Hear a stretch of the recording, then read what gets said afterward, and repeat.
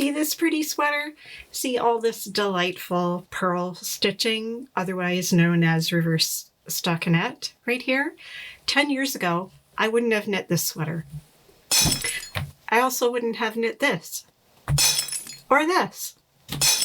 My tension was so bad that I wouldn't have touched any pattern that had reverse stockinette on the right side of the garment. Even after decades of knitting, my stitches were so uneven and irregular and, well, crappy that I was miserable, but I found a fix and I'm going to show it to you today. So meet me in the Maker's Lounge for a tip jar tutorial on combined knitting. Before we get started today talking about the combined knitting method, I just want to say this. There is no wrong way to knit. The way you knit is perfectly fine if you like the way you knit, if you like the fabric that you get, if you're comfortable with it, if everything you're doing makes you happy, keep doing it. It's perfect. It's the best knitting you can possibly do. What I'm going to show you today is the knitting method that I finally landed on after trying many different types that got me the absolutely dead even tension that I had been searching for 30 years. So still here? Okay, good. I used to row out like it was an Olympic event. What's rowing out, you ask? I'm delighted to tell you. Here we are. Here's my little swatchy swatch. You see those gaps in between? They look like they're almost every 2 rows. There's big gaps in my purl. That is not part of the stitch pattern. That is rowing out. This is just a little stockinette swatch that I knit, where I knit the knit stitches in continental, holding the yarn in my left hand and picking, which is what continental knitting is, and wrapping the purl stitches in a Western wrap the same way everybody else wraps the purl stitches. This is what happens when I knit that way. On the right side, on the knit side, it just kind of looks like a bunch of bumpy, lumpy stitches, although in the camera I can see you're getting a little bit of that stripe effect. On the wrong side, I'm really seeing the gaps in this fabric, and I don't like it. I never did like it. It made me crazy. I could get away with it in a lot of stuff, but anytime I looked at patterns that had big swaths of reverse stockinette that showed on the outside, well, that's what reverse stockinette is. It's stockinette. This is stockinette. It's the purl side of the stockinette showing on the outside of the garment. I wouldn't knit them. Those beautiful fades that look so much more fadey on the purl side, and yeah, I'm looking at you, Andrea Mowry. I wouldn't have knit these either because I couldn't have gotten this lovely even tension. I'd have all these gappy gaps. Now, before you come at me with pitchforks and torches, and some of you might, it's happened before, I just want to say this. I get it. I know this is hand knitting and it doesn't have to be perfect. It doesn't have to look like machine knitting. We want it to look like we hand knit it with love. Absolutely. I'm with you. I don't need my stitching to be machine-like perfection, but I also just want it to look neat and tidy. It's just how I am. I'm fuss budgety. I'm a bit of a perfectionist, and I don't like it when it's messy. If you are okay with your knitting being messy, then that's great. I'm really happy for you. I wish I were you, but I'm not. I'm me. I like my stitches tidy. So I am just here to tell you that this is how I got my stitches to be as tidy as I wanted them to. And if you are the kind of person who likes your stitches to be tidy and you'd like your tension to be better, then you may want to watch the rest of this video. I'm going to show you all the benefits of knitting in the combined knitting method that I do. And there are a lot of them. And yes, there are some drawbacks to changing your knitting method. We will get to those at the end. We're going to do this a bit differently today. Usually I tell you about all the benefits of the technique I'm going to show you, and then we go to the hand cam and I show you how to do it. Today I'm going to do that backwards. I'm going to show you on the hand cam how this is done, and then I will tell you the benefits. The benefits will make a lot more sense once you've seen how the stitch works IRL in real life, on the piece of fabric with the needles and the yarn and all that fun stuff. So come with me and we'll go to the hand cam. We're just going to jump right into this. I did a row of knitting, just your regular old Western knitting, the way everybody else does it. You can see I carry the yarn in my left hand, and if I were to do a Western purl stitch, I would have to do it like this, where I'm wrapping from top to bottom. See, I'm kind of throwing that yarn around that needle to make the stitch. To do a combination knit stitch, you're doing an Eastern wrap, so you're coming from underneath. So what I'm doing, instead of wrapping like this, I'm just picking that yarn off my finger like that. Pick, pick, pick, just like that. And I'm going to talk quite a bit in a minute about what the difference is and why that makes a difference. Seems like it shouldn't make that much of a difference, but it really does. First of all, when I flip this around, we're going to see that those stitches that I just purled and wrapped the Eastern way are set differently on the needle. If I had flipped this over from a regular purl stitch, that stitch would be sitting that way with the leading leg closest to the tip in front. My leading leg, because I wrapped backwards, the leg that's closest to the tip is in the back. I'm going to come back to this in a second. I want to show you a little close-up of what that looks like, just in case you weren't aware of the anatomy of a stitch. We're going to have a little anatomy lesson here, folks. Woo-hoo-hoo! You didn't know you were going to medical school today, but you are. So here we are in a jumbo chunk of fabric, and I want to show you what a stitch actually is. So you can see on this side of the stockinette fabric, which means I've knit a row, purled a row, knit a row, purled a row, that we can see all of these happy little stitches are V's. V, V, V.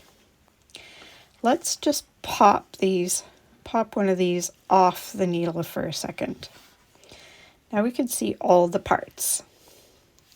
So here is our happy little stitch off the needle. And what we've got here are two legs and a head. And the way the stitch is mounted on the needle, whichever way you do it, whether it's on the needle this way or this way, one of those two legs is sitting closer to the tip of the needle. So in regular knitting, standard purling, the leading leg, which is the one closer to the tip of the needle, see, this one is closer, this one back here is farther away. The leading leg is in the front. After purling in combined knitting, when you flip the work around, the leading leg of the stitch will be in the back. What happens when you, I need the other half of this needle. Come here, needle. There we go. What happens when you knit a stitch is the head of the stitch goes to the back of the work. So I knit this, wrap, and the head, there's the head, boop, is now at the back of the work. So we see the legs on the front, and on the back, all we get are heads. So the back side of stockinette stitch, which is called reverse stockinette, when all of this is on the outside of the garment, they refer to it as reverse stockinette, is all heads. Heads. This is all heads, and the knit side is all legs. Right? Got your anatomy lesson? Okay, with my stitch mounted with the leading leg in the back, I can't just knit it like I would a regular, whoops, get in there you. I can't knit it at all apparently. Like I would a regular stitch, because if I do that, it's twisting it. Can you see how it's getting a twist in there? Sorry, I got this new way of holding the cam, and okay, you see the twist there? I'm twisting it. And assuming I don't want to twist it, which most of the time I don't, and you're not going to want to, or it's going to mess with your ability to work your pattern. Sorry, I have to re-tension this. Come here. Okay, so to tension, I go over my wrist, under my finger, and kind of wiggle between my fingers like that. That's how I tension. I tried about 100 different ways to tension before I came up with that way. That's the way I do it now. So what I need to do, I can't knit into the front of that stitch, so I have to knit into the back of it on the right side to untwist it and get my legs back sitting happily beside each other instead of crossed over each other. So that's the thing that you need to know about combination knitting, is that on the other side, you're going to have to remount that stitch. We're going to come back to this in a minute. So let me show you why it makes a difference. Here is the swatch that I knit using regular continental knitting, regular standard Western picking and Western purling on the wrong side. And you can see in this piece that this fabric is not particularly even. There are a lot of stitches that are bigger than others.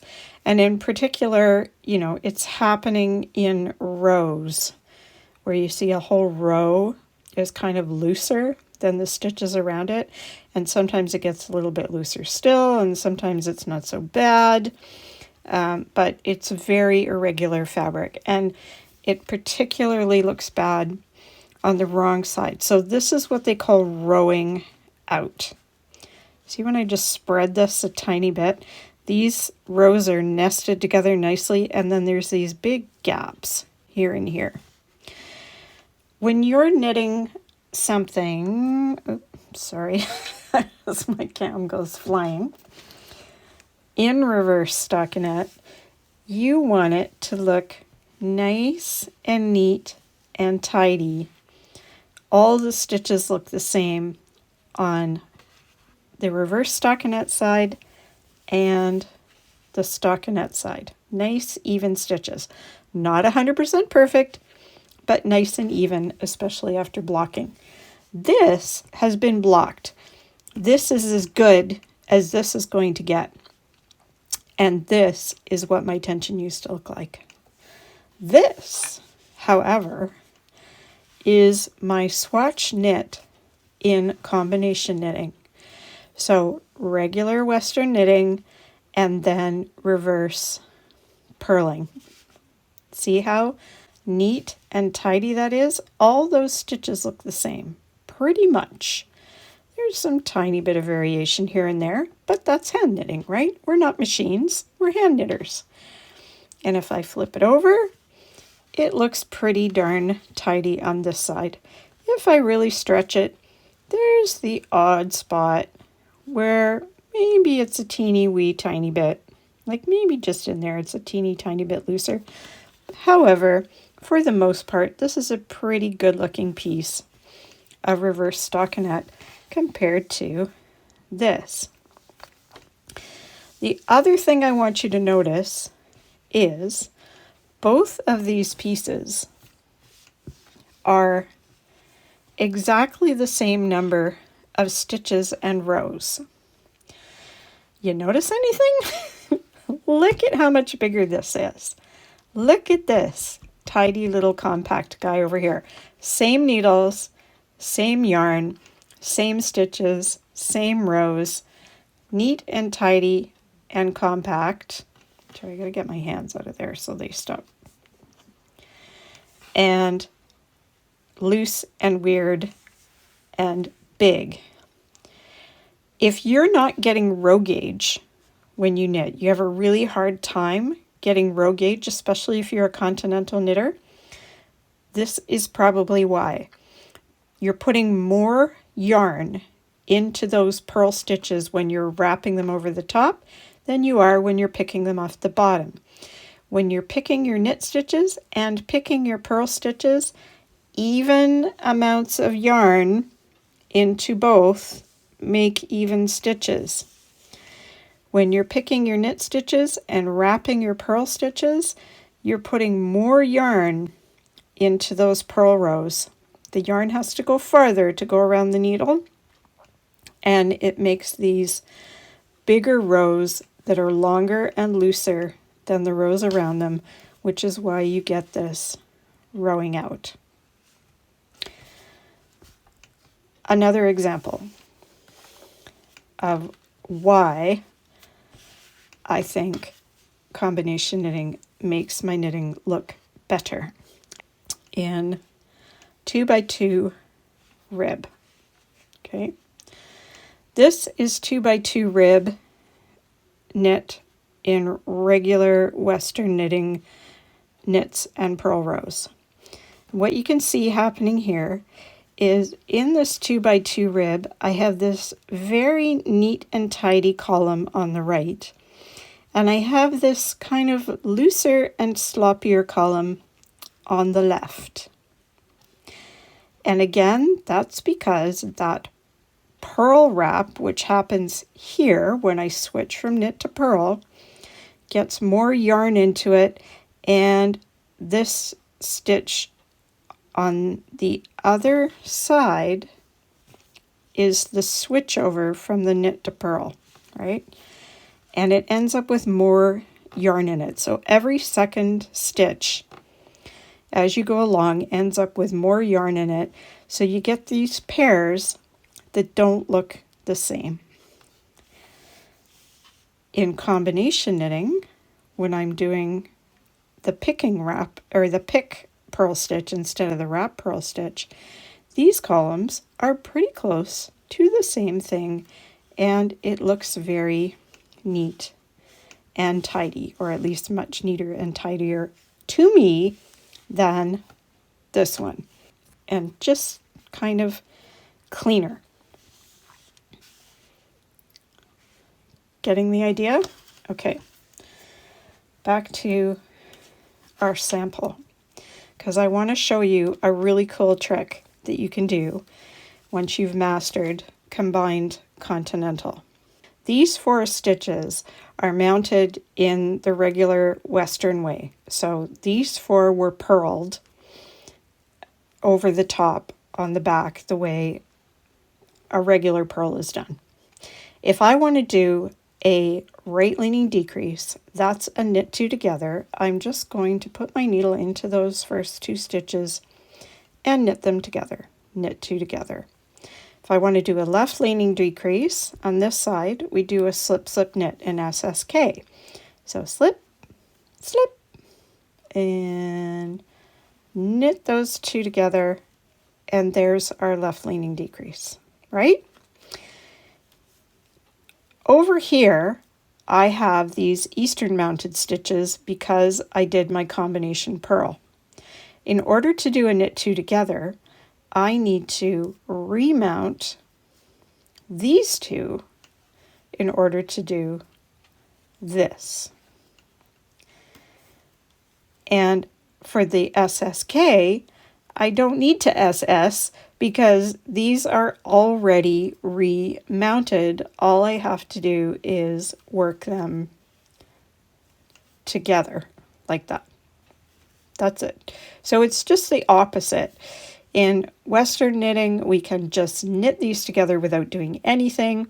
For the SSK, we have to remount them in order to work them together. In combined, we have to remount the stitches to do the knit two together, and we can just work the other stitches as is. But I want to show you a cool trick. Let's say, I'm just going to take all this out now. Okay, cool trick time. We're back on our wrong side. Let's pretend that I know that I want these to be a knit two together and I want these two to be a slip slip knit on the other side when I get to the right side of my work, because I'm looking at my chart and I know that's going to happen. I know these are going to be an SSK, so I'm going to pick purl those two so that they're mounted ready to go for an SSK, and I am going to Western purl these two so that they're mounted for that knit two together, and I'm going to pick purl my last stitch. Now when I turn to my right side, I'll work that first stitch into the back because I pick purled it, and then these two stitches, which are going to be a knit two together, are already mounted and ready to go in knit two together position, and these two stitches are already mounted and ready to go in SSK position, and I've just made a right leaning decrease and left leaning decrease, and I didn't have to remount anything. Fun, hey? Okay, I think we're done with the hand cam for now. Let's go back and have a little chat to finish up. How is all that? Clear as mud?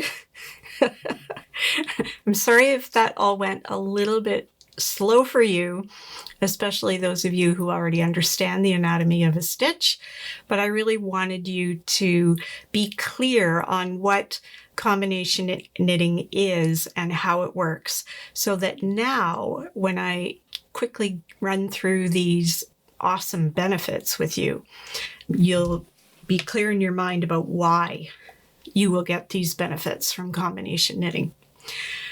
First of all, it's faster. I don't care about knitting fast. Lots of people do. Lots of people want to be fast knitters. They want to knit faster. And I get that. I wouldn't mind knitting faster. You know, you can get more projects done in a shorter amount of time. That can't be bad. There's so much wonderful knitting to do in the world, and there's a finite amount of time to do the knitting in. I get it. But I'm not going to stress myself out about not being the fastest knitter in the world. However, having said that, people do say that continental knitting is faster because the picking is a smaller hand movement than the throwing that English knitters do or Western knitters do, with the throwing motion, carrying the yarn in the right and throwing it around the needle. And when you do combo knitting or combined continental knitting, where you're picking both your knits and your purls, smaller hand movements, smaller yarn motions, is going to probably make your knitting go a bit faster. So there's that. 2, because you are picking both your knit and purl stitches, you're putting the same amount of yarn into both those stitches, which gives you nice, even tension. Remember these guys? Not nice, even tension. Nice, even tension, right? If that matters to you, Combination knitting makes the difference. 3, clean transitions from purl to knit because you're putting less yarn into the purl stitches.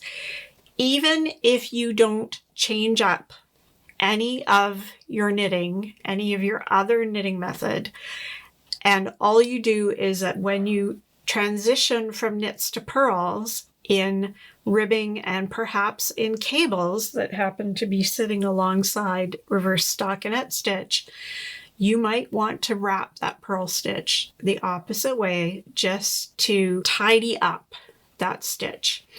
I'm pretty sure in Patty's Knitting Bag of Tricks, she talks about doing that to clean up that ribbing. You can check that out in her book. And 4 is that sneaky trick I showed you where you can set up your stitch mounts on the wrong side row. If you know what's coming in when, you can use stitch markers to let yourself know where they are. You can use running markers to let yourself know where they are. You can set up those stitch mounts so that when you come around to the right side row to do those decrease stitches, your stitches are all set and ready to go and you don't have to remount everything. That will definitely make things go a little faster on those decrease rounds. And the 5th benefit that I think is kind of cool is when you knit a sweater in the round from the bottom up, you're knitting in the round up to the armholes, and then you split and you're knitting the front back and forth and the back and forth. And this is true of a lot of vest patterns are knit this way, that they're knit up in one piece to the armhole and then split and knit back and forth. Your tension isn't going to change from that bottom part where you knit in the round, where you were knitting every round, and the top part where you're switching between knits and purls. It's all going to look the same again because you were putting the same amount of yarn into your knit and purl stitches. I also, and don't tell anyone I said this because there will be pitchforks. I often don't bother to swatch in the round because I know my tension is the same in the round as it is when I knit flat. Don't repeat that to anyone. I don't want to get into any trouble. And I am, I'm a swatch nag. I am. I want everybody to swatch everything.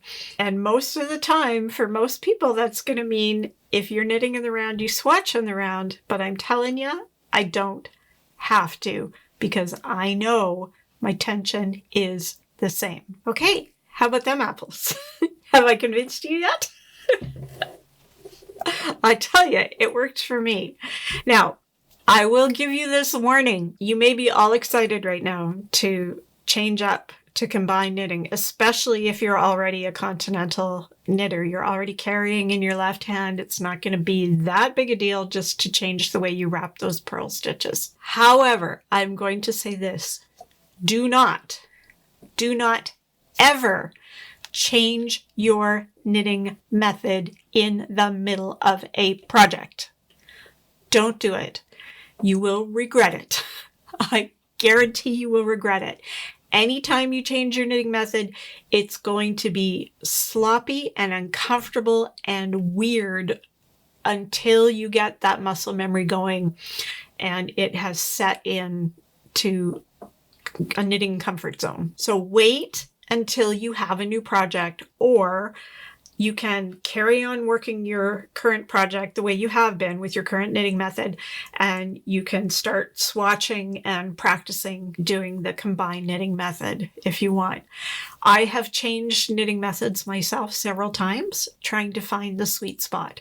I tried lever knitting. I learned how to throw because I wanted to do two-handed Fair Isle, and that worked out okay. Lever knitting just about did me in.